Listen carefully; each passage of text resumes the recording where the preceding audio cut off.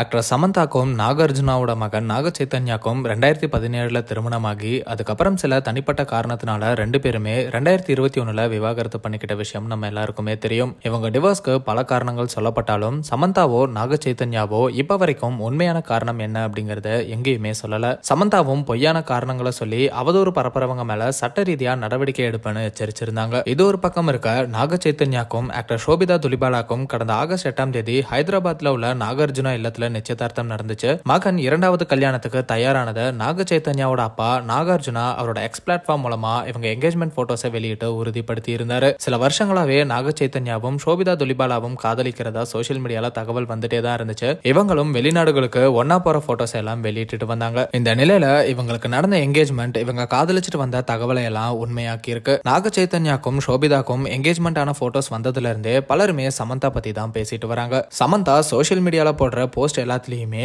யார் மேல தப்பு இருந்திருக்குன்னு இப்ப புரியுது, நீங்க ஸ்ட்ராங்கா இருங்க சமந்தா, கவலைப்படாதீங்கன்னு பலருமே ஆறுதலா கமெண்ட் பண்றதையும் பார்க்க முடியுது. இது இன்னும் ஒரு படி மேல போய் ரசிகர் ஒருத்தர் சமந்தாவை கல்யாணம் பண்ணிக்க சொல்லி ப்ரொபோசல் வீடியோ ஒன்னு போஸ்ட் பண்ணியிருக்காரு.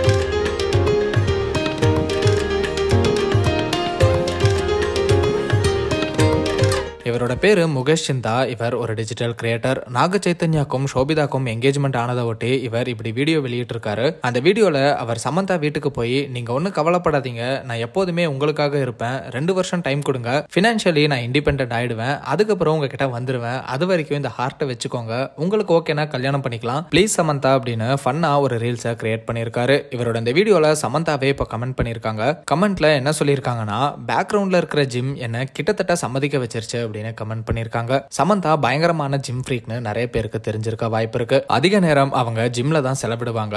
இப்படி அந்த ரசிகரும் ஃபன்னா பேக்ரவுண்ட்ல ஜிம்ம வைக்கவே சமந்தாவும் இந்த மாதிரி கமெண்ட் மூலமா ரிப்ளை பண்ணிருக்காங்க. சமந்தாவும் இப்ப வரைக்குமே அவங்களோட முன்னாள் கணவர் நாக சைத்தன்யாக்கும் ஷோபிதாக்கும் நடந்த என்கேஜ்மெண்ட் பத்தி எதுவும் பேசவோ ரியாக்ட் பண்ணவோ இல்ல. இவங்களோட என்கேஜ்மெண்ட் முடிஞ்ச நிலையில சீக்கிரமே இவங்க திருமணம் எப்போ அப்படிங்கிற தகவல் வெளியாகும்னு நினைக்கிறோம். சோ வெயிட் பண்ணி பார்க்கலாம்.